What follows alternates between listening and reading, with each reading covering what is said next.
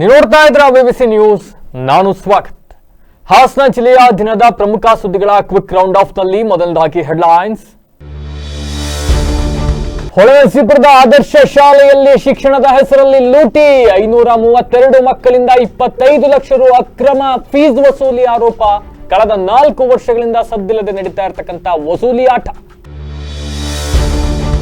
ಹಾಸನದ ನೌಕೀಸ್ ಇಂಜಿನಿಯರಿಂಗ್ ಕಾಲೇಜಿನ ವಿರುದ್ಧ ಗಂಭೀರ ಆರೋಪ. ಬಡ ಪೋಷಕರ ಕಣ್ಣೀರು. ಹಣದ ಹಿಂದಿರುಗಿಸಲು ಭಾರಿ ಹೈಡ್ರಾಮಾ. ಮಿತಿಮೀರಿದ ಕಾಡಾನೆ ಹಾವಳಿ. ಕಾಡಾನೆಗಳ ಅಟ್ಟಹಾಸಕ್ಕೆ ತತ್ತರಿಸಿದ ಅನ್ನದಾತ. ರಸ್ತೆ ತಡೆದು ಟೈರ್ಗೆ ಬೆಂಕಿ ಹಚ್ಚಿ ಆಕ್ರೋಶ.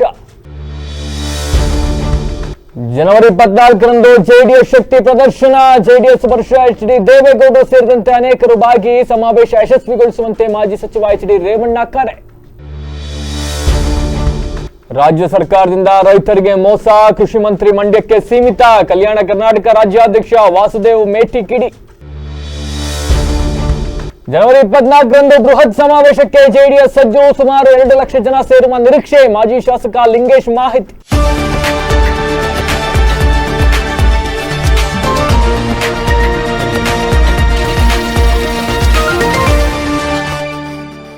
ವಾರ್ತೆಗಳ ವಿವರ. ಎಚ್.ಡಿ. ರೇವಣ್ಣ ಅವರ ಕ್ಷೇತ್ರ ಹೊಳೆನರಸೀಪುರ. ರೇವಣ್ಣ ಅವರು ಶಿಕ್ಷಣ ಕ್ಷೇತ್ರದಲ್ಲಿ ಒಂಥರ ಕ್ರಾಂತಿಯನ್ನೇ ಮಾಡಿಬಿಟ್ಟಿದ್ದಾರೆ. ಅವರ ಕ್ಷೇತ್ರದಲ್ಲಿ ಇಡೀ ರಾಜ್ಯದಲ್ಲಿ ಹುಡುಕಿದ್ರು ಯಾವ ಕ್ಷೇತ್ರದಲ್ಲೂ ಕೂಡ ಇಷ್ಟು ಸರ್ಕಾರಿ ಶಾಲಾ ಕಾಲೇಜುಗಳು ಎಲ್ಲೂ ಕೂಡ ಕಾಣಸಿಗೋದಿಲ್ಲ.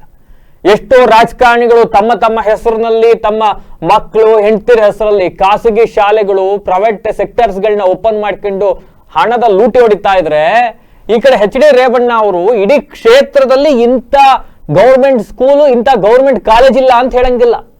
ಹೊಳೆನರಸೀಪುರ ಕ್ಷೇತ್ರದ ವಿದ್ಯಾರ್ಥಿಗಳು ಹೆಚ್ಚುವರಿ ಶಿಕ್ಷಣಕ್ಕೋಸ್ಕರ ಹಾಸನಕ್ಕೆ ಬರೋ ಅವಶ್ಯಕತೆಯೇ ಇಲ್ಲ. ಅಷ್ಟು ಸರ್ಕಾರಿ ಶಿಕ್ಷಣ ಸಂಸ್ಥೆಗಳನ್ನ ತಮ್ಮ ಕ್ಷೇತ್ರದಲ್ಲಿ ತಂದಿರ್ತಕ್ಕಂಥ ಹೆಗ್ಗಳಿಕೆ ಎಚ್.ಡಿ. ರೇವಣ್ಣ ಅವರಿಗೆ ಸಲ್ಲಿಸಿ. What ever it may be, ಅವರ ಕುಟುಂಬದಿಂದ ಆದಂತಹ ಒಂದಿಷ್ಟು ಘಟನೆಗಳು ಇವೆಲ್ಲವನ್ನ ಬದಿಗಿಟ್ಟು ನಾವು ರೇವಣ್ಣ ಅವರ ಅಭಿವೃದ್ಧಿ, ರೇವಣ್ಣ ಅವರ ಶಿಕ್ಷಣ ಕ್ರಾಂತಿಯನ್ನ ಹೊಳೆನರಸೀಪುರ ಕ್ಷೇತ್ರಕ್ಕೆ ಮೀಸಲಿಟ್ಟು ನೋಡೋದಾದ್ರೆ ಎಚ್.ಡಿ. ರೇವಣ್ಣ ಅವರು ಕ್ಷೇತ್ರಕ್ಕೆ ಸಾಕಷ್ಟು ಕೊಡುಗೆಯನ್ನು ಕೊಟ್ಟಿದ್ದಾರೆ. ಆದ್ರೆ ಎಲ್ಲ ಒಂದ್ ಕಡೆ ರೇವಣ್ಣ ಅವರ ಆಶಯಗಳು ಎಷ್ಟರ ಮಟ್ಟಕ್ಕೆ ಕ್ಷೇತ್ರದಲ್ಲಿ ಈಡೇರ್ತಾ ಇದ್ದಾವೆ ಶಿಕ್ಷಣ ಕ್ಷೇತ್ರದಲ್ಲಿ ಅಂತ ನೋಡ್ತಾ ಹೋದ್ರೆ ದೀಪದ ಕೆಳಗೆ ಕತ್ಲು ಅನ್ನೋ ತರ. ರೇವಣ್ಣ ಅವರೇನೋ ಕ್ಷೇತ್ರಕ್ಕೆ ಸಾಕಷ್ಟು ಸರ್ಕಾರಿ ಶಾಲೆಗಳು, ಶಿಕ್ಷಣ ಸಂಸ್ಥೆಗಳನ್ನ ತರ್ತಾರೆ, ಒಳ್ಳೆ ಒಳ್ಳೆ ಫ್ಯಾಕಲ್ಟಿಗಳು ಕರ್ಕೊಂಡ್ ಬರ್ತಾರೆ. ನೀವು ಹೊಳೆನರಸೀಪುರದಲ್ಲಿ ಎಲ್ಲಾದ್ರೂ ನೀವು ಫ್ಯಾಕಲ್ಟಿ ತೊಂದರೆ ಇರ್ಬೋದು, ಹೊಳೆನರಸೀಪುರದಲ್ಲಿ ಸಿಗೋದಿಲ್ಲ ನಿಮಗೆ. ಅಂತೆಯೇ ಹೊಳೆನರಸೀಪುರದಲ್ಲಿ ಇರ್ತಕ್ಕಂಥ ಆದರ್ಶ ಶಾಲೆ ಅಂತಕ್ಕಂಥ ಒಂದು ಶಾಲೆ, ಸರ್ಕಾರಿ ಶಾಲೆ, ಯಾವ ಖಾಸಗಿ ಶಾಲೆಗಳಿಗೂ ಕೂಡ ಕಮ್ಮಿ ಅಲ್ಲ. ಹೊಳೆನರಸೀಪುರದಲ್ಲಿ ಸಾಕಷ್ಟು ಖಾಸಗಿ ಶಾಲೆಗಳಾಗಿದ್ದಾವೆ ಇವತ್ತು. ಬಟ್ ಅವೆಲ್ಲವನ್ನ ಬೀಟ್ ಮಾಡೋ ತರ ಹೊಳೆನರಸೀಪುರದಲ್ಲಿ ಆದರ್ಶ ಶಾಲೆ ಇವತ್ತು ಮಾದರಿ ಆಗ್ಬೇಕಾಗಿತ್ತು. ನೀವು ನಂಬ್ತಿರೋ ಬಿಡ್ತಿರೋ 500ಕ್ಕೂ ಹೆಚ್ಚು ವಿದ್ಯಾರ್ಥಿಗಳು ಸರ್ಕಾರಿ ಶಾಲೆಯಲ್ಲಿ ಓದ್ತಾ ಇದ್ದಾರೆ. ಎಷ್ಟೋ ಸರ್ಕಾರಿ ಶಾಲೆಗಳು ಇವತ್ತು ಬಾಗಿಲು ಮುಚ್ತಾ ಇದ್ದಾವೆ, ಸರ್ಕಾರಿ ಶಾಲೆಗಳು ವಿದ್ಯಾರ್ಥಿಗಳಿಂದಲೇ ಬಂದ್ ಆಗ್ತಾ ಇದ್ದಾವೆ ಅಂತ ನಾವು ದಿನನಿತ್ಯ ಬಾಯ್ ಬಿಡ್ಕತಾ ಇದ್ದೀವಲ್ಲ. ಈ ಸರ್ಕಾರಿ ಶಾಲೆಯಲ್ಲಿ 500ಕ್ಕೂ ಹೆಚ್ಚು ವಿದ್ಯಾರ್ಥಿಗಳು ಓದ್ತಾ ಇದ್ದಾರೆ. ಕಾರಣ ಏನು? ಅಂತ ಗುಣಮಟ್ಟದ ಶಿಕ್ಷಣ ಸಿಗ್ತಾ ಇದೆ, ಅಷ್ಟು ಒಳ್ಳೆ ಕಟ್ಟಡ ಇದೆ, ಒಳ್ಳೆ ಶಿಕ್ಷಕರಿದ್ದಾರೆ. ಆದ್ರೆ ಎಲ್ಲವೂ ಚೆನ್ನಾಗಿದೆ ಅನ್ನೋಷ್ಟರಲ್ಲಿ ಪ್ರತಿಯೊಬ್ಬ ವಿದ್ಯಾರ್ಥಿಯಿಂದ ಸರ್ಕಾರಿ ಶಾಲೆಯಲ್ಲಿ ಅದೇನು ಐ ಡಿ ಕಾರ್ಡ್ ಕೊಡ್ತೀವಿ, ಯೂನಿಫಾರ್ಮ್ ಕೊಡ್ತೀವಿ, ಎಕ್ಸಾಮ್ಗೆ ಪೇಪರ್ ತರಬೇಕು, ಮತ್ತೊಂದು ಇನ್ನೊಂದು ಕಾರಣಗಳನ್ನ ಹೇಳ್ಕೊಂಡು ಬಹಿರಂಗವಾಗಿ ಓರ್ವ ವಿದ್ಯಾರ್ಥಿಯಿಂದ 1000 ರೂಪಾಯಿಗಳನ್ನ ಅಕ್ರಮವಾಗಿ ವಸೂಲಿ ಮಾಡಿದ್ದಾರೆ ಅಲ್ಲೇ ಶಿಕ್ಷಕರು. ಈ ತರದ ಒಂದು ಗಂಭೀರ ಆರೋಪವನ್ನ ಅದೇ ಪಟ್ಟಣದ ರಘು ಅಂತಕ್ಕಂಥವ್ರು ಮಾಡಿರ್ತಕ್ಕಂಥದ್ದು. ಅಂಡ್ ಇದು ಯಾವುದೋ ಗಾಳಿಯಲ್ಲಿ ಗುಂಡಾರಿಸ್ತಕ್ಕಂಥ ಆರೋಪ ಅಲ್ಲ, ಬದಲಾಗಿ ಸಾಕ್ಷ್ಯಾಧಾರಗಳ ಒಟ್ಟಿಗೆ ಈ ರೀತಿಯಾದಂತಹ ಆರೋಪವನ್ನು ಮಾಡಿದ್ದಾರೆ. ಹೊಳೆನರಸೀಪುರದ ಆದರ್ಶ ಶಾಲೆ ತಟಕಿರಲಿದೆ, ಭ್ರಷ್ಟಾಚಾರದ ಕೂಪ ಆಗೋಗ್ಬಿಟ್ಟಿದೆ ಅಂತ ಹೇಳ್ತಾ ಇದ್ದಾರೆ. ಬಡ ವಿದ್ಯಾರ್ಥಿಗಳಿಂದ, ಪೋಷಕರಿಂದ ಲಕ್ಷಾಂತರ ರೂಪಾಯಿ ಹಣವನ್ನ ಅಕ್ರಮವಾಗಿ ಲೂಟಿ ಮಾಡ್ತಾ ಇದ್ದಾರೆ ಇಲ್ಲಿ ಅಧಿಕಾರಿಗಳು. ಹೆಂಗೆ ಹೇಳ್ತೀನಿ. ಈ ಶಾಲೆಯಲ್ಲಿ 532 ವಿದ್ಯಾರ್ಥಿಗಳಿದ್ದಾರೆ. ಓರ್ವ ವಿದ್ಯಾರ್ಥಿಯಿಂದ ಒತ್ತಡ ಹಾಕಿ ತರಲೇಬೇಕು ಅಂತ ಒತ್ತಡ ಹಾಕಿ 1000 ರೂಪಾಯಿ ಹಂಗೆ ಪ್ರತಿ ವರ್ಷ ಕಲೆಕ್ಟ್ ಮಾಡ್ತಾ ಇದ್ದಾರೆ. ಅಂತ ಅಂದ್ರೆ ಎಷ್ಟಾಯ್ತು? 5,32,000 ರೂಪಾಯಿ ಆಯ್ತು. ಯಾವುದೇ ಅಧಿಕೃತ ದಾಖಲೆ ಇಲ್ಲದೆ ಈ ಹಣವನ್ನು ವಸೂಲಿ ಮಾಡಲಾಗ್ತಾ ಇದೆ. ಅಂಡ್ ಈ ದಂಧೆ ಇವತ್ತು ನೆನ್ನೆ ನಡೀತಾ ಇರೋದಲ್ಲ. ಅದ್ಯಾವ್ದೋ ಒಂದು ಆಡಿಯೋದಲ್ಲಿ ಕೇಳಿಸ್ಕೊಳ್ತಾ ಇದ್ದೆ, ಅಲ್ಲಿ ಶಿಕ್ಷಕರು ಹೇಳ್ತಾರೆ ಇವತ್ತಲ್ಲ 2021 ಕಲೆಕ್ಟ್ ಮಾಡ್ತಾ ಇದ್ದೀವಿ ಹಿಂಗೆ ಅಂತ ಹೇಳ್ತಾರೆ. 2021 25 ಅಂತ ಅಂದ್ರೆ 5 ವರ್ಷ ಎಷ್ಟಾಯ್ತ್ರಿ ಅಂದಾಜು? 25 ಲಕ್ಷ ಹಣವನ್ನ ತಿಂದು ತೇಗಿದರೆ ಬಡ ವಿದ್ಯಾರ್ಥಿಗಳ ಹಣವನ್ನ. ಯಾರು ಹೊಣೆ ಇದಕ್ಕೆ? ಯಾರು ನೈತಿಕ ಹೊಣೆ ಯಾರು ಇರ್ತಾರೆ? ಯಾವ ಸಂಬಂಧಪಟ್ಟ ಶಿಕ್ಷಣಾಧಿಕಾರಿಗಳಿಗೂ ಇದ್ರ ಬಗ್ಗೆ ಮಾಹಿತಿ ಇಲ್ಲ, ಸ್ಥಳೀಯ ಶಾಸಕರಿಗೆ ಇದ್ರ ಬಗ್ಗೆ ಗೊತ್ತಿಲ್ಲ. ಅಲ್ಲಿಯ ಶಿಕ್ಷಕರು ಆಡಿದ್ದೆ ಆಟ, ಮಾಡಿದ್ದೆ ಕಾನೂನು, ಮನ್ಸಿಗೆ ಬಂದಂಗ ಹಣ ವಸೂಲಿ ಮಾಡಿದ್ರು. ಎಸ್, ರಘು ಅಂತಕ್ಕಂಥವ್ರು ಈ ಬಗ್ಗೆ ವಿಡಿಯೋ ಸಾಕ್ಷಿ ಜೊತೆಗೆ ಆಡಿಯೋ ಸಾಕ್ಷ್ಯಾಧಾರಗಳನ್ನ ಒದಗಿಸಿದ್ದಾರೆ. ಈ ದಂಧೆ ಹಿಂದೆ ಶಾಲೆಯ ಮುಖ್ಯೋಪಾಧ್ಯಾಯರಾಗಿರ್ತಕ್ಕಂಥ ಮೋಹನ್, ಪಿಟಿ ಟೀಚರ್ ದೈಹಿಕ ಶಿಕ್ಷಕ ಪ್ರಭುಶಂಕರ್ ಅಂತಕ್ಕಂಥವ್ರು, SDMC ಅಧ್ಯಕ್ಷರಾಗಿಂತ ಗಿರೀಶ್, ಇವರ ಕೈವಾಡ ಇದೆ ಅಂತಕ್ಕಂಥ ನೇರ ಆರೋಪವನ್ನ ಮಾಡ್ತಾ ಇದ್ದಾರೆ. ಸರ್ಕಾರಿ ಶಾಲೆಗಳು ಉಳಿಸ್ಕೋಬೇಕು ಅಂತ ಸರ್ಕಾರ ಲಕ್ಷ ಲಕ್ಷ ಲಕ್ಷ ಲಕ್ಷ ಅನುದಾನ ಬಿಡುಗಡೆ ಮಾಡ್ತಾ ಇದೆ. ಆದ್ರೆ ಎಕ್ಸಾಮ್ಗೆ ಟ್ಯಾಗ್ ಪೇಪರ್ ತರಬೇಕು, ಎಕ್ಸಾಮ್ಗೆ ಟ್ಯಾಗ್ ತರಬೇಕು, ಚಾಕ್ ಪೀಸ್ ತರಬೇಕು, ಮತ್ತೊಂದು ತರಬೇಕು, ಇನ್ನೊಂದು ತರಬೇಕು ಅಂತ ವಿದ್ಯಾರ್ಥಿಗಳಿಂದಲೇ ಹಣ ವಸೂಲಿ ಮಾಡೋದಾದ್ರೆ ಖಾಸಗಿ ಶಾಲೆಗೂ ನಿಮ್ಗೂ ವ್ಯತ್ಯಾಸ ಏನ್ರಿ?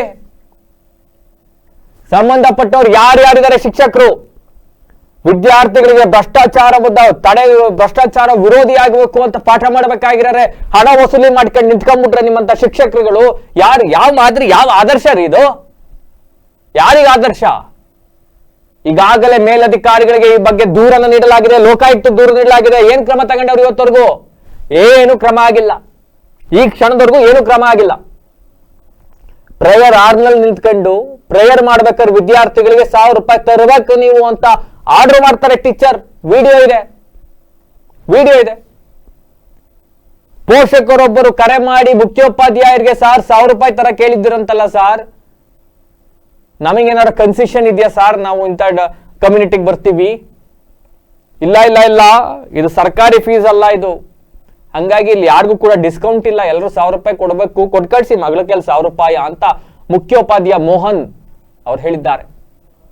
ಎಸ್, ಈ ಬಗ್ಗೆ ಏನೇನ್ ನಡೀತಾ ಇದೆ, ಏನಾಗಿದೆ, ಫಸ್ಟ್ ವಿಡಿಯೋ ನೋಡಿ, ಆಡಿಯೋ ನೋಡಿ. ಈ ಬಗ್ಗೆ ಗಂಭೀರ ಆರೋಪ ಮಾಡಿದ್ದಾರೆ ರಘು ಅಂತಕ್ಕಂಥವ್ರು. ಏನ್ ಮಾತನಾಡಿದ್ದಾರೆ ಎಲ್ಲ ನೋಡ್ಕೊಬನ್ನಿ. ಅಂಡ್ ಇದು ನೋಡಿದ ಮೇಲೆ ನನಗೆ ವಿಶ್ವಾಸ ಇದೆ, ಕ್ಷೇತ್ರದ ಶಾಸಕರಾಗಿರ್ತಕ್ಕಂಥ HD ರೇವಣ್ಣ ಅವರು ಸಂಬಂಧಪಟ್ಟ ಅಧಿಕಾರಿಗಳ ವಿರುದ್ಧ ಕ್ರಮಕ್ಕೆ ಶಿಫಾರಸು ಮಾಡ್ತಾರೆ. ಹಾಸನದ DDPI, BEO ಎಲ್ಲರಿಗೂ ಕೂಡ ದೂರು ಕೊಡಲಾಗಿದೆ. ಪ್ರತಿಯೊಬ್ಬರು ಕೂಡ ಪ್ರಕರಣಕ್ಕೆ ಸಂಬಂಧಪಟ್ಟಂತೆ ನ್ಯಾಯವನ್ನು ಒದಗಿಸ್ತಾರೆ. ಭ್ರಷ್ಟ ಶಿಕ್ಷಕರು ಯಾರ್ಯಾರಿದ್ದಾರೆ ಅವ್ರ ವಿರುದ್ಧ ಕ್ರಮ ಆಗುತ್ತೆ ಅಂತ ನಾನು ಭಾವಿಸ್ತೀನಿ ಅಂತ ಅನ್ಕೊಂಡು ಮುಂದಿನ ಸುದ್ದಿಗೆ ಹೋಗೋಣ. 7th ಅವ್ರದ್ದು 50% ಇದೆ. ಫೀಸ್ ಬರ್ದಲ್ಲ ನಾವೇನು ಮಾಡೋಕ್ಕಾಗಲ್ಲ. ಟೀಚರ್ಸ್ಗೆ ಪೇಮೆಂಟ್ ಮಾಡಬೇಕು. ನೀವು ಹೋಗಿ ಮನೆಗೆ ಹೇಳಿ ಫೀಸ್ ಕಲೆಕ್ಟ್ ಮಾಡ್ಕೊ ಬನ್ನಿ. ಅರ್ಥ ಆದಲ್ಲ? ಅರ್ಥ ಜನರು ಅದ್ ಮಾತಾಡಕ್ ಶಕ್ತಿ ಇಲ್ವಾ ನಿಮ್ಗೆ? ಈಗ ಮುಂದಿನ 7th ಅವ್ರದ್ದು 50% ಇದೆ. ಫೀಸ್ ಬರ್ದಲ್ಲ ನಾವೇನು ಮಾಡೋಕ್ಕಾಗಲ್ಲ. ಟೀಚರ್ಸ್ಗೆ ಪೇಮೆಂಟ್ ಮಾಡಬೇಕು. ನೀವು ಹೋಗಿ ಮನೆಗೆ ಹೇಳಿ ಫೀಸ್ ಕಲೆಕ್ಟ್ ಮಾಡ್ಕೊ ಬನ್ನಿ. ಅರ್ಥ ಆದಲ್ಲ? ಅರ್ಥ ಜನರು ಅದ್ ಮಾತಾಡಕ್ ಶಕ್ತಿ ಇಲ್ವಾ ನಿಮ್ಗೆ? ಈಗ ಮುಂದಿನ ಹಲೋ ಸರ್, ನಮಸ್ತೆ. ನಮಸ್ತೆ. ತಂದೆ ಮಾತಾಡ್ತಾ ಇರೋದು. ಹೇಳಿ.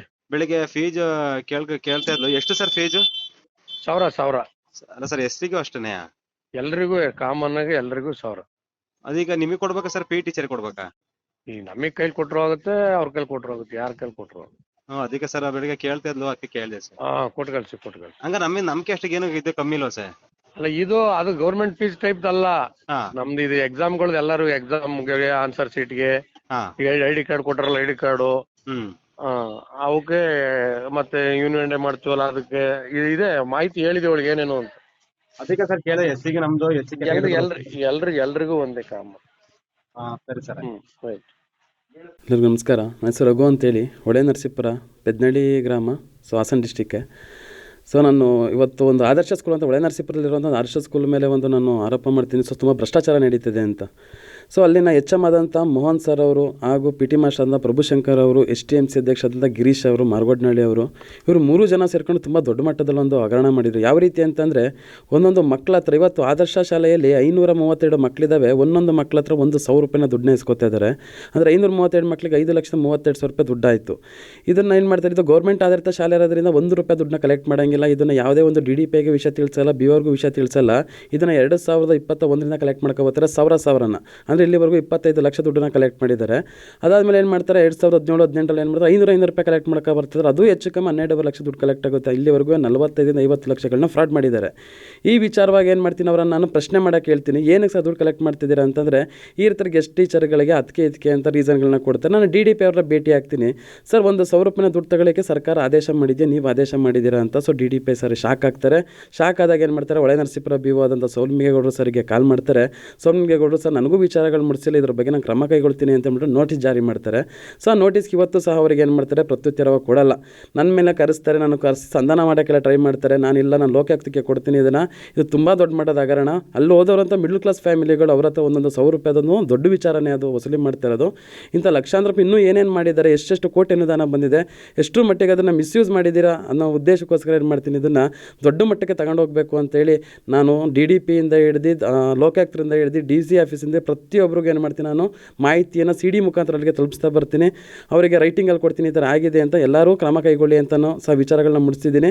ನಂತರ ಇದು ಭ್ರಷ್ಟಾಚಾರ ನಿಲ್ಲಬೇಕು, ಇಲ್ಲಿಗೆ ಇಲ್ಲ ನಿಲ್ಲಿಲ್ಲ ಅಂತಂದರೆ ಅದೇ ನಮ್ಮ ಪೋಷಕರು ಸಾರ್ವಜನಿಕರು ಸೇರಿ ದೊಡ್ಡದಾಗಿ ಉಗ್ರ ಹೋರಾಟ ಮಾಡಲಿಕ್ಕೂ ನಾವು ರೆಡಿ ಇದ್ದೀವಿ. ಇದಕ್ಕೋಸ್ಕರ ಎಲ್ಲ ಮಾಧ್ಯಮಕ್ಕೂ ತಿಳಿಸ್ಕೊಡ್ತೀನಿ. ದಯವಿಟ್ಟು ಆ ಮಕ್ಕಳಿಗೆ, ಆ ಬಡ ಜನ ಓದಿಸಿರೋ ಮಕ್ಕಳಿಗೆ ನ್ಯಾಯವನ್ನು ಕೊಡಿಸ್ಬೇಕು ಅಂತ ಕೇಳ್ಕೊತೀನಿ. ಎಸ್, ಇಂತಹದ್ದೇ ಒಂದು ಪ್ರಕರಣ ಸಕಲೇಶ್ಪುರದ ರವಿಕುಮಾರ್ ಅಂತಕ್ಕಂಥವ್ರು ತಮ್ಮ ಮಗನನ್ನ ಅಡ್ಮಿಷನ್ ಮಾಡ್ಲಿಕ್ಕೆ ಇಂಜಿನಿಯರಿಂಗಿಗೆ 50,000 ರೂಪಾಯಿ ಅಡ್ವಾನ್ಸ್ ಕಟ್ತಾರೆ. ಅಡ್ವಾನ್ಸ್ ಕಟ್ಟಿ ಮನೆಗೆ ಹೋಗ್ತಾರೆ. ಮನೆಗೆ ಹೋದ ಮೇಲೆ ಗೊತ್ತಾಗುತ್ತೆ ಅವ್ರಿಗೆ ಬೇರೆ ಕಾಲೇಜಲ್ಲೆಲ್ಲೋ ಸೀಟ್ ಆಗಿದೆ, ಮತ್ತೊಂದು ಇನ್ನೊಂದು ಅನ್ನೋ ಕಾರಣಕ್ಕೆ ವಾಟ್ ಎವರ್.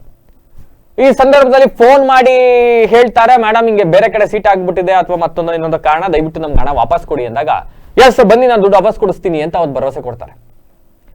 ಅದಾದ ನಂತರ ತಾವು ಕಟ್ಟಿದ 50,000 ರೂಪಾಯಿ ಇಸ್ಕೊಂಬರಕ್ಕೆ ಹೋದ್ರು 10ರಿಂದ 15 ಬಾರಿ ಹೋದ್ರು ಕೂಡ ಅವ್ರ ದುಡ್ಡು ವಾಪಸ್ ಕೊಡತ್ತೆ.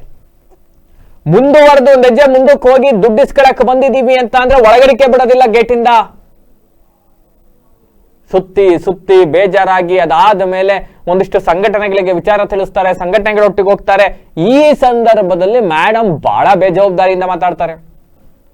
ಅಲ್ಲಿ ಯಾರೋ ಒಬ್ರು ಸ್ಥಳೀಯರನ್ನ ಇಟ್ಕೊಂಡು ಅದ್ ಹೆಂಗ್ ಇಸ್ಕೊಳ್ತೀರಿ ಇಸ್ಕೊಳ್ಳಿ ನೋಡೋಣ, ಅದ್ ಹೆಂಗೆ ಕಾನೂನು ಪ್ರಕಾರವಾಗಿ ಬನ್ನಿ ನೋಡೋಣ, ಲೀಗಲ್ ಆಗಿ ಬನ್ನಿ ನೋಡೋಣ ಅಂತ ಉಡಾಫೆ ಮಾತಾಡ್ತಾರೆ.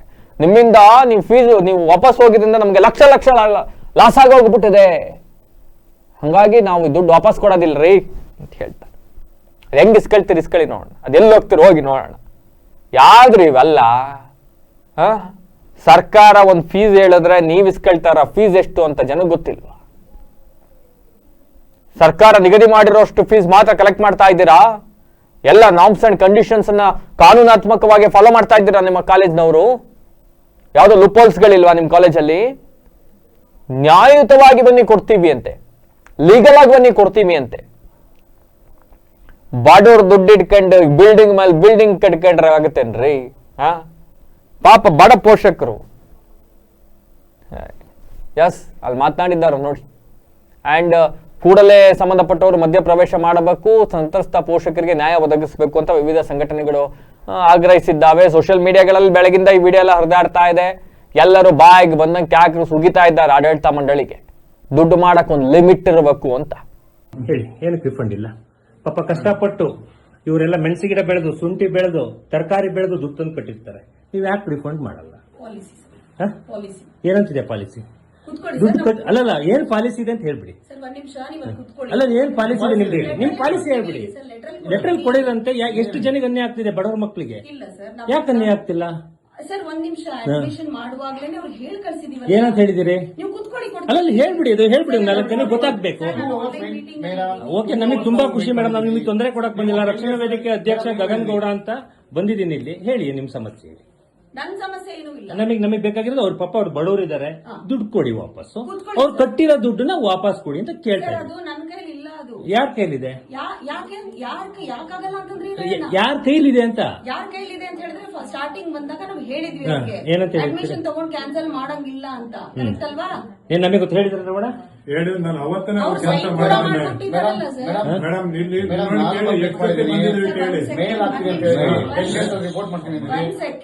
ಒಂದ್ ಸೆಕೆಂಡ್ ನಿಮ್ಗೆ ನಾವು ಕೊಡಲ್ಲ ಅಂತ ಹೇಳಿದಿವಲ್ವಾ, ನಿಮ್ಗೆ ರೈಟಿಂಗ್ ಅಲ್ಲಿ ಬೇಕಲ್ವಾ ಸರ್? ದಯವಿಟ್ಟು ಲೀಗಲ್ ಆಗಿ ಬನ್ನಿ ಸರ್, ಕೊಡ್ತೀವಿ. ಲೀಗಲ್ ಆಗಿ ಬಂದಿರೋದು ಮೇಡಮ್, ಯಾಕೆ ಕೊಡ್ತಾ ಇಲ್ಲ ಅಂತ ಕೇಳ್ತಾರೆ. ಲೀಗಲ್ ಆಗಿ ಬನ್ನಿ, ನನ್ ಕೈಲಿಲ್ಲ ಅದು. ಪ್ಲೀಸ್ ನೀವು ಕುತ್ಕೊಳ್ಳಿ, ಕುತ್ಕೊಳ್ಳಿ, ಲೆಟರ್ ಕೊಡ್ತೀರಾ ಕೊಡಲ್ಲ ಅಂತ ಲೆಟರ್ ಕೊಡಿ. ಪ್ಲೀಸ್ ಲೆಟರ್ ನಾವು ಕೊಡಿ, ಲೆಟರ್.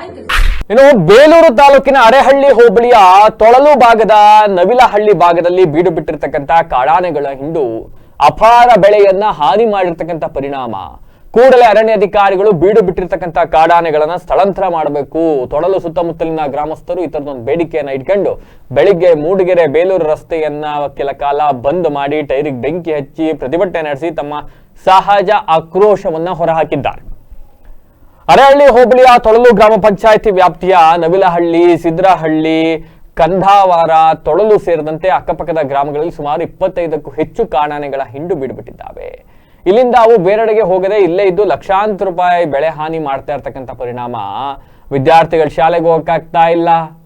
ಅಂಡ್ ಅರಣ್ಯ ಇಲಾಖೆ ಅಧಿಕಾರಿಗಳಾಗ್ಲಿ ಮತ್ತೆ ದಾನೆ ಓಡಿಸೋರು ಅಂತ ETF ಸಿಬ್ಬಂದಿಗಳಾಗ್ಲಿ ಇದ್ರ ಬಗ್ಗೆ ಗಮನ ಹರಿಸ್ತಾ ಇರ್ತಕ್ಕಂಥ ಹಿನ್ನೆಲೆಯಲ್ಲಿ ಗ್ರಾಮಸ್ಥರ ಆಕ್ರೋಶ ಇವತ್ತು ಹೆಚ್ಚಾಯ್ತು.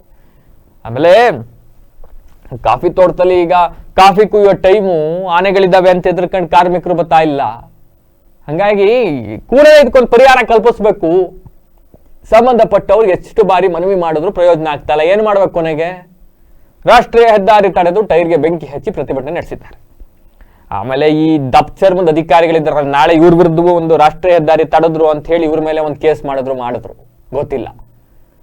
ಗ್ರಾಮಸ್ಥರೆಲ್ಲ ಮಾತನಾಡಿದ್ದಾರೆ. ಇವನ್ನ 25 ಆನೆಗಳು ಹಿಂಡಿದಾವೆ, ದಯವಿಟ್ಟು ಅವೆಲ್ಲವನ್ನು ಕೂಡ ಸ್ಥಳಾಂತರ ಮಾಡಬೇಕು ಅಂತ ಹೇಳಿದ್ದಾರೆ. ನಾನು ಯಾವಾಗ್ಲೂ ಹೇಳ್ತಾ ಇರ್ತೀನಿ, 25 ಆನೆ ಬಂದು ಅಲ್ಲಿ ಯಾವುದೇ ಕೃಷಿ ಬೆಳೆಗಳನ್ನ ದಾಳಿ ಮಾಡೋದು ಬೇಡ. ಅಲ್ಲಿ 1-2 ರೌಂಡ್ ಹಿಂಗ್ ಓಡಾಡಿದ್ರೆ ಸಾಕು, ಹೆಕ್ಟೇರ್ ಗಟ್ಲೆ ಪ್ರದೇಶ ಸಂಪೂರ್ಣವಾಗಿ ನೆಲಕಚ್ಚಿ ಹೋಗುತ್ತೆ. ಇನ್ನು ವಿಷಯ ತಿಳಿದು ಸ್ಥಳಕ್ಕೆ ಪೊಲೀಸರು ಬಂದ್ರಂತೆ, ಅರಣ್ಯಾಧಿಕಾರಿಗಳು ಬಂದ್ರಂತೆ. ಇನ್ನು 2 ದಿವಸದಲ್ಲಿ ಆನೆ ಓಡಿಸ್ಬಿಡ್ತೀವಿ ಇಲ್ಲಿಂದ ಅಂತ ಭರವಸೆ ಕೊಟ್ರಂತೆ. ಪ್ರತಿಭಟನಾಕಾರರ ಮನ ಒಲಿಸಿದ್ದಾರಂತೆ. ಅದಾದ್ಮೇಲೆ ಪ್ರತಿಭಟನೆ ವಾಪಸ್ ತಗೊಂಡಿದ್ದಾರಂತೆ. ಎಲ್ಲಿಗೆ ಓಡಿಸ್ತೀರಿ ಆನೆಯ? ಅರಣ್ಯಾಧಿಕಾರಿಗಳು ಪಾಪ ನಿಮ್ಮನ್ನ ಬ್ಲೇಮ್ ಮಾಡೋದಿಲ್ಲ. ಸಂಬಂಧಪಟ್ಟ ಸರ್ಕಾರ ಈ ಬಗ್ಗೆ ಒಂದು ಶಾಶ್ವತ ಪರಿಹಾರ ಕಲ್ಪಿಸ್ಬೇಕು. ಈಗ ನೀವು ಅರಣ್ಯಾಧಿಕಾರಿಗಳು ಬಂದು ಇವ್ರು ಪ್ರತಿಭಟನೆ ಮಾಡ್ತಾ ಇದ್ದಾರೆ. ಈ ಗ್ರಾಮಸ್ಥರು 2 ದಿವಸದಲ್ಲಿ ಆನೆ ಓಡಿಸ್ಬಿಡ್ತೀನಿ ಅಂತೇಳಿ ಒಂದು ಭರವಸೆ ಕೊಟ್ಟಿದ್ದೀರಿ. ಎಲ್ಲಿಗೆ ಓಡಿಸ್ತೀರಿ? ಬೇಲೂರಿಂದ ಪಾಕಿಸ್ತಾನಕ್ಕೆ ಓಡಿಸ್ತೀರಿ ಆನೆಗಳ? ತೊಳಲು ಗ್ರಾಮದಿಂದ ಪಕ್ಕದ ಗ್ರಾಮಕ್ಕೆ ಓಡಿಸ್ತೀರಿ. ಇಲ್ಲಿರೋ 25 ಆನೆಗಳು ಪಕ್ಕದ ಗ್ರಾಮಕ್ಕೆ ಹೋಗ್ತಾವೆ, ಅಲ್ಲಿರೋ ಬೆಳೆಗಳನ್ನ ನಾಶ ಮಾಡ್ತಾವೆ. ಆ ಊರೊಂದು ಸ್ಟ್ರೈಕ್ ಮಾಡ್ತಾರೆ, ಅಲ್ಲೋಗಿ ಆನೆ ಓಡಿಸ್ತೀವಿ ಅಂತ ಹೇಳ್ತೀರಿ, ಪಕ್ಕದ ಗ್ರಾಮಕ್ಕೆ ಓಡಿಸ್ತೀರಿ. ಹಿಂಗೆ ಸಕಲೇಶ್ಪುರದಿಂದ ಬೇಲೂರು ಓಡಿಸ್ಕೊ ಬಂದಿದ್ದೀರಿ. ಹಂಗೆ ಓಡಿಸ್ಕೊಂಡು ಕರ್ಕೊಂಡ್ಬಂದು ನಾಳೆ ಹಾಸನದಲ್ಲಿ NR ಸರ್ಕಲ್ ಅಲ್ಲಿ ನಿಲ್ಲಿಸ್ಬಿಡಿ. ಜನ ಎಲ್ಲ ನೋಡ್ಕೊಂಡು ಡೈಲಿ ಸೆಲ್ಫಿ ತಗೊಂಡು ರೀಲ್ಸ್ ಮಾಡ್ಕೊಂಡು ಓಡಾಡ್ಕೊಂಡಿದ್ದು ಬಿಡ್ಲಿ. ತಗೊಂಡೋಗಿ ಕಟಾಕ್ರಿ ಎಲ್ಲ ಶಾಸಕರುಗಳು, ಸಂಸದರು ಮನೆಗಳ ಮುಂದಕ್ಕೆ ಒಂದೊಂದು ಆನೆಗಳ. ಎಸ್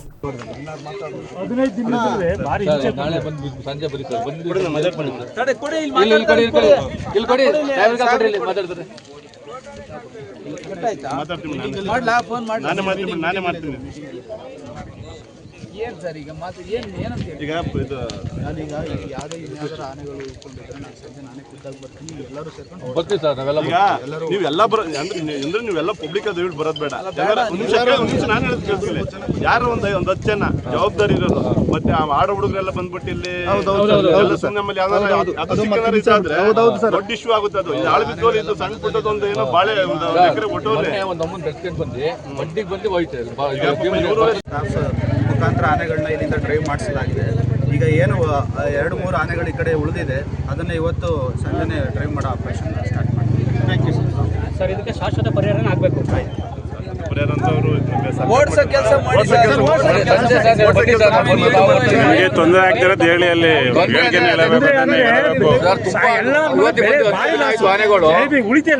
ಒಬ್ರು ಮಾತಾಡಿ ವಿಸಿಟ್ ಮಾಡ್ಬಿಟ್ಟು ಏನ್ ಪರಿಹಾರ ಕೊಡ್ಸೋ ವ್ಯವಸ್ಥೆ ನಾನು ಮಾಡ್ತೀನಿ.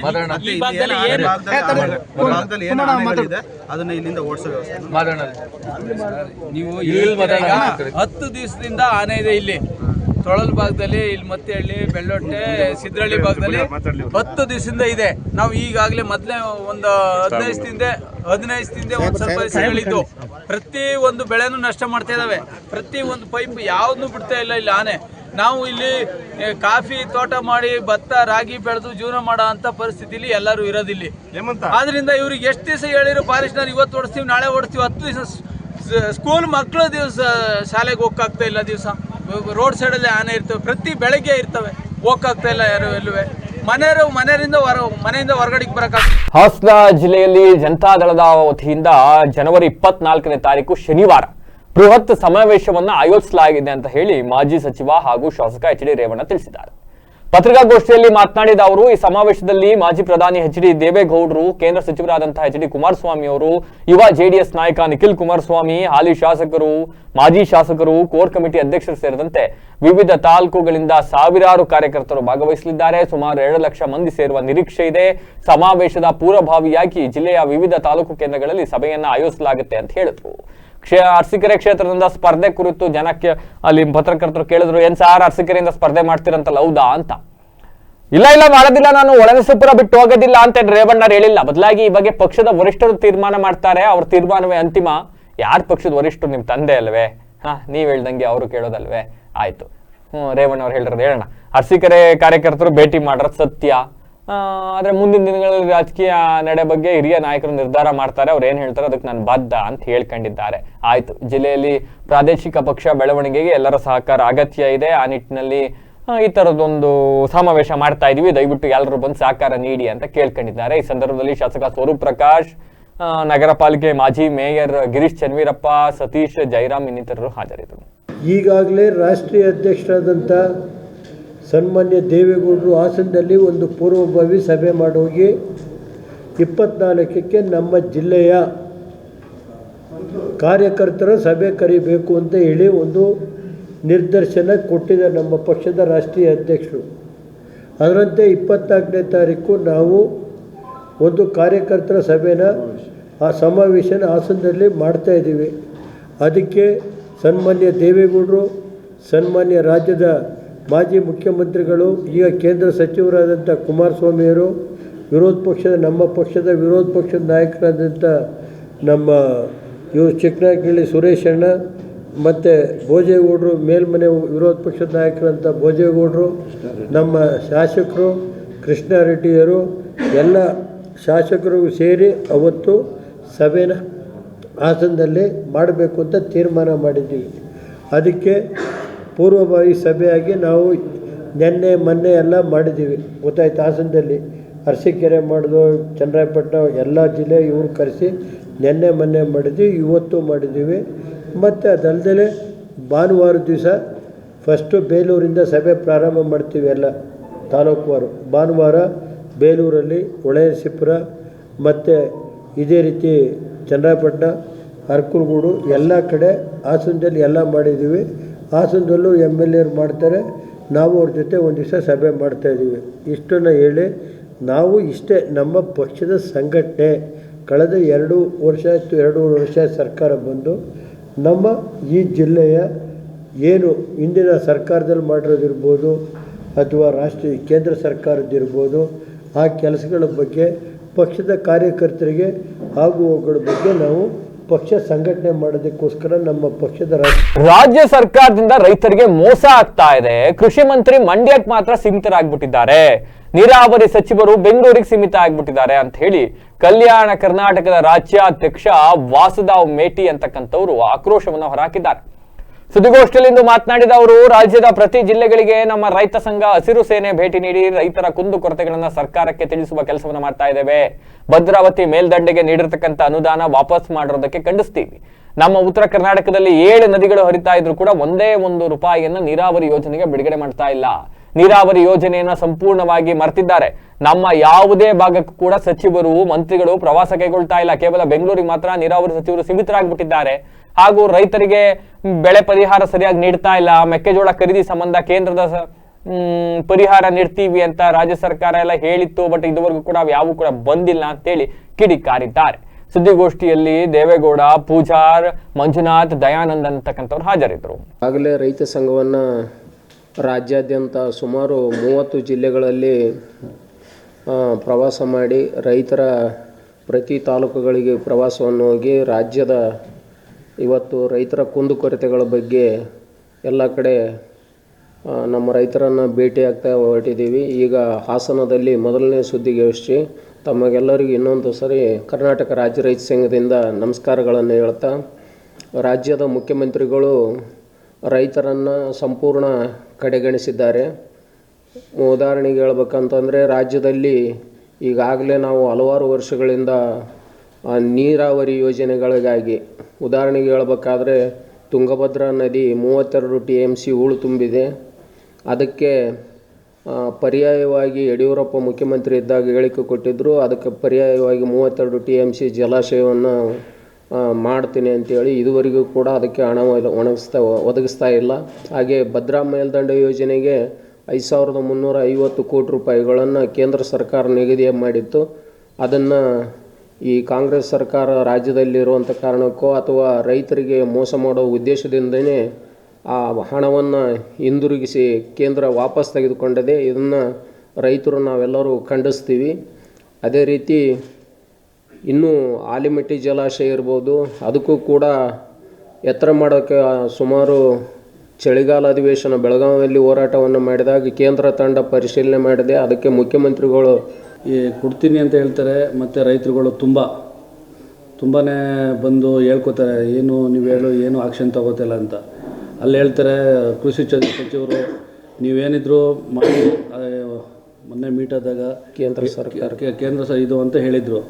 ಇಲ್ಲಿ ನೋಡಿದರೆ ರೈತರಿಗೆ ಸರಿಯಾದಂಥ ಗೊಬ್ಬರಗಳು ಸಿಗ್ತಾಯಿಲ್ಲ. ಅದು ತೊಗೋಬೇಕು ಅಂದರೆ 1 to 3 ಕೊಟ್ಟು ಅದನ್ನು ಬೇರೆ ರೀತಿಯಲ್ಲಿ ತೊಗೋತಿದ್ದಾರೆ. ಮೆಕ್ಕೆಜೋಳಕ್ಕೆ ಸರಿಯಾದ ರೈಟು ನಿಗದಿ ಮಾಡಿಲ್ಲ. ಹೇಳ್ತಾರೆ ಮಾಡಿಸ್ತೀನಿ ಅಂತಾರೆ, ಈ ಥರ ಹೇಳ್ತಿದ್ದಾರೆ. ಆದರೆ ಸರಿಯಾದ ಹಾಸನ ಜಿಲ್ಲೆಗೆ ರೈತರಿಗೆ ಸರಿಯಾದ ಸೂಕ್ತ ಒದಗಿಸ್ಕೊಡ್ಬೇಕು ಅಂತ ಕೃಷಿ ಸಚಿವರಲ್ಲಿ ಕೇಳ್ಕೊತೀವಿ. ಹಾಸನ ನಗರದಲ್ಲಿ ಜೆಡಿಎಸ್ ಕಾರ್ಯಕರ್ತರ ಬೃಹತ್ ಸಮಾವೇಶವನ್ನು ಜನವರಿ 24ನೇ ತಾರೀಕು ಆಯೋಜಿಸಲಾಗಿದೆ ಅಂತ ಹೇಳಿ ರೇವಣ್ಣರು ಹೇಳಿದ್ರು. ಈಗ ಮಾಜಿ ಶಾಸಕ ಲಿಂಗೇಶ್ ಅವರು ಹೇಳಿದ್ದಾರೆ. ಅವರು ಜಿಲ್ಲಾಧ್ಯಕ್ಷರು ಕೂಡ, ಜೆಡಿಎಸ್ ಜಿಲ್ಲಾಧ್ಯಕ್ಷರು. ಬಟ್ ಎಲ್ಲ ಒಂದು ಕಡೆ ರೇವಣ್ಣ ಅವರ ಲೀಡರ್ಶಿಪ್ ನಲ್ಲಿ ಲಿಂಗೇಶ್ ಅವರು ಒಬ್ರು ಜಿಲ್ಲಾಧ್ಯಕ್ಷರು ಅಂತಾನೆ ಯಾರಿಗೂ ಜನಕ್ಕೆ ಹೆಚ್ಚಿನ ಜನಕ್ಕೆ ಗೊತ್ತೇ ಇಲ್ಲ. ನಾವು ಪದೇ ಪದೇ ಹೇಳ್ತಾ ಇರ್ಬೇಕನ್ನ. ಆಯ್ತು, ಸುದ್ದಿಗೋಷ್ಠಿಯಲ್ಲಿ ಮಾತನಾಡಿರೋ ಅವರು ಜೆಡಿಎಸ್ ಕಾರ್ಯಕರ್ತರ ಸಮಾವೇಶವನ್ನ ರೇವಣ್ಣ ಅವರ ನೇತೃತ್ವ ಹಾಗೂ ಮಾರ್ಗದರ್ಶನದಲ್ಲಿ ನಡೆಸಲಾಗುತ್ತೆ. ಸಮಾವೇಶದಲ್ಲಿ ಹೇಳಿದ್ದಾರೆ ರೇವಣ್ಣ ಅವರು ಯಾರು ಭಾಗವಹಿಸ್ತಾರೆ ಅಂತೆಲ್ಲ, ಅವರೆಲ್ಲರೂ ಭಾಗವಹಿಸ್ತಾರೆ ಅಂತ ಹೇಳಿದ್ದಾರೆ. ಅಂಡ್ ಸಮಾವೇಶದಲ್ಲಿ 2 ಲಕ್ಷ ಜನ ಸೇರುವ ನಿರೀಕ್ಷೆ ಇದೆಯಂತೆ. ತಾಲೂಕು ಕೇಂದ್ರಗಳಲ್ಲಿ ಪೂರ್ವಭಾವಿ ಸಭೆಯನ್ನ ರೇವಣ್ಣ ಅವರ ನೇತೃತ್ವದಲ್ಲಿ ಆಯೋಜಿಸಲಾಗುತ್ತೆ ಅಂತ ಹೇಳಿದ್ದಾರೆ. ಎಲ್ಲೆಲ್ಲಿ ಈ ಡೀಟೇಲ್ಸ್ ಇವ್ರು ಹೇಳಿದ್ದಾರೆ ನೋಡೋಣ.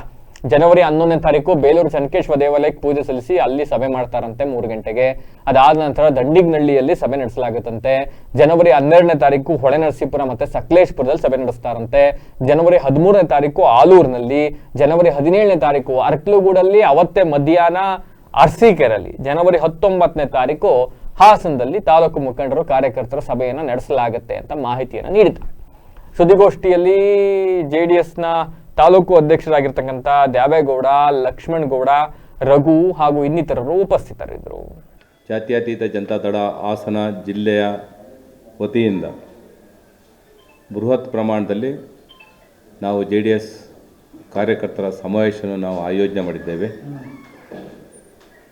ಈ ಒಂದು ಕಾರ್ಯಕ್ರಮ ನಮ್ಮ ನಾಯಕರಾದಂಥ ಸನ್ಮಾನ್ಯ ಎಚ್ ಡಿ ರೇವಣ್ಣನವರ ಮಾರ್ಗದರ್ಶನ ಮತ್ತು ಅವರ ಅಧ್ಯಕ್ಷತೆಯಲ್ಲಿ ಈ ಕಾರ್ಯಕ್ರಮವನ್ನು ರೂಪಿಸಿದ್ದೇವೆ. ಈ ಒಂದು ಕಾರ್ಯಕ್ರಮಕ್ಕೆ ನಮ್ಮ ಮಾಜಿ ಪ್ರಧಾನಿಗಳು, ಹಾಲಿ ರಾಜ್ಯಸಭಾ ಸದಸ್ಯರು ಹಾಗೂ ರಾಷ್ಟ್ರೀಯ ಜಾತ್ಯತೀತ ಜನತಾದಳದ ಅಧ್ಯಕ್ಷರಾದಂಥ ನಮ್ಮ ನಾಯಕರಾದಂಥ ಎಚ್ ಡಿ ದೇವೇಗೌಡರು ಭಾಗವಹಿಸ್ತಿದ್ದಾರೆ. ಅವರ ಜೊತೆಯಲ್ಲಿ ಮಾಜಿ ಮುಖ್ಯಮಂತ್ರಿಗಳು, ಹಾಲಿ ಭಾರಿ ಕೈಗಾರಿಕಾ ಮತ್ತು ಬಂದರು ಖಾತೆ ಸಚಿವರಾದಂಥ ಕೇಂದ್ರ ಸಚಿವರಾದಂತಹ ಸನ್ಮಾನ್ಯ ಎಚ್ ಡಿ ಕುಮಾರಸ್ವಾಮಿಯವರು ಸಹ ಭಾಗವಹಿಸ್ತಾರೆ. ಜೊತೆಗೆ ರಾಜ್ಯ ಜಾತ್ಯತೀತ ಜನತಾದಳ ಯುವ ಘಟಕದ ಅಧ್ಯಕ್ಷರಾದಂಥ ನಿಖಿಲ್ ಕುಮಾರಸ್ವಾಮಿಯವರು ಸಹ, ಅವರೊಟ್ಟಿಗೆ ನಮ್ಮ ರಾಜ್ಯ ಮಟ್ಟದ ಎಲ್ಲ ಮುಖಂಡರು ಸಹ, ವಿಶೇಷವಾಗಿ ಮಾಜಿ ಮಂತ್ರಿಗಳು, ಹಾಲಿ ಶಾಸಕರು, ಮಾಜಿ ಶಾಸಕರುಗಳು, ಹಾಲಿ ಮತ್ತು ಮಾಜಿ ವಿಧಾನ ಪರಿಷತ್ ಸದಸ್ಯರುಗಳು ನಮ್ಮ ಕೃಷ್ಣಾರೆಡ್ಡಿಯವರು ಕೋರ್ ಕಮಿಟಿಯ ರಾಜ್ಯ ಅಧ್ಯಕ್ಷ ಆದಂಥ ಕೃಷ್ಣಾರೆಡ್ಡಿಯವರು ಮತ್ತು ಅವರ ಒಂದು ತಂಡ, ಅದರೊಟ್ಟಿಗೆ ಜಾತ್ಯತೀತ ಜನತಾದಳದ ರಾಜ್ಯದ ವಿವಿಧ ಜಿಲ್ಲೆಯ ಎಲ್ಲ ಅಧ್ಯಕ್ಷಗಳು ಸಹ ಭಾಗವಹಿಸ್ತಿದ್ದಾರೆ.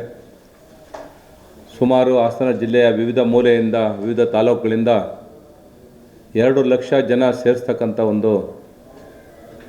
ಈಗ ಮತ್ತೊಮ್ಮೆ ಹೆಡ್ಲೈನ್ಸ್. ಹೊಳೆನರಸೀಪುರದ ಆದರ್ಶ ಶಾಲೆಯಲ್ಲಿ ಶಿಕ್ಷಣದ ಹೆಸರಲ್ಲಿ ಲೂಟಿ, 532 ಮಕ್ಕಳಿಂದ 25 ಲಕ್ಷ ರು ಅಕ್ರಮ ಫೀಸ್ ವಸೂಲಿ ಆರೋಪ. ಕಳೆದ 4 ವರ್ಷಗಳಿಂದ ಸದ್ದಿಲ್ಲದೆ ನಡೀತಾ ಇರತಕ್ಕಂಥ ವಸೂಲಿ ಆಟ. ಹಾಸನದ ನೌಕೀಸ್ ಇಂಜಿನಿಯರಿಂಗ್ ಕಾಲೇಜಿನ ವಿರುದ್ಧ ಗಂಭೀರ ಆರೋಪ, ಬಡ ಪೋಷಕರ ಕಣ್ಣೀರು, ಹಣದ ಹಿಂದಿರುಗಿಸಲು ಭಾರಿ ಹೈಡ್ರಾಮಾ. ಮಿತಿಮೀರಿದ ಕಾಡಾನೆ ಹಾವಳಿ, ಕಾಡಾನೆಗಳ ಅಟ್ಟಹಾಸಕ್ಕೆ ತತ್ತರಿಸಿದ ಅನ್ನದಾತ, ರಸ್ತೆ ತಡೆದು ಟೈರ್ಗೆ ಬೆಂಕಿ ಹಚ್ಚಿ ಆಕ್ರೋಶ. ಜನವರಿ 14ರಂದು ಜೆಡಿಎಸ್ ಶಕ್ತಿ ಪ್ರದರ್ಶನ, ಜೆಡಿಎಸ್ ವರ್ಷ ಎಚ್ ಡಿ ದೇವೇಗೌಡ ಸೇರಿದಂತೆ ಅನೇಕರು ಭಾಗಿ, ಸಮಾವೇಶ ಯಶಸ್ವಿಗೊಳಿಸುವಂತೆ ಮಾಜಿ ಸಚಿವ ಎಚ್ ಡಿ ರೇವಣ್ಣ ಕರೆ. ರಾಜ್ಯ ಸರ್ಕಾರದಿಂದ ರೈತರಿಗೆ ಮೋಸ, ಕೃಷಿ ಮಂತ್ರಿ ಮಂಡ್ಯಕ್ಕೆ ಸೀಮಿತ, ಕಲ್ಯಾಣ ಕರ್ನಾಟಕ ರಾಜ್ಯಾಧ್ಯಕ್ಷ ವಾಸುದೇವ್ ಮೇಟಿ ಕಿಡಿ. ಜನವರಿ 24ರಂದು ಬೃಹತ್ ಸಮಾವೇಶಕ್ಕೆ ಜೆಡಿಎಸ್ ಸಜ್ಜು, ಸುಮಾರು 2 ಲಕ್ಷ ಜನ ಸೇರುವ ನಿರೀಕ್ಷೆ, ಮಾಜಿ ಶಾಸಕ ಲಿಂಗೇಶ್ ಮಾಹಿತಿ. ಇದಾಗಿತ್ತು ಹೊತ್ತಿನ ವಿಶೇಷ. ನಿರಂತರ ಸುದ್ದಿಗಾಗಿ ನೋಡ್ತಾ ಇರಿ ವಿಬಿಸಿ ಟಿವಿ, ಸತ್ಯದ ಕಡೆ ನಮ್ಮ ನಡೆ.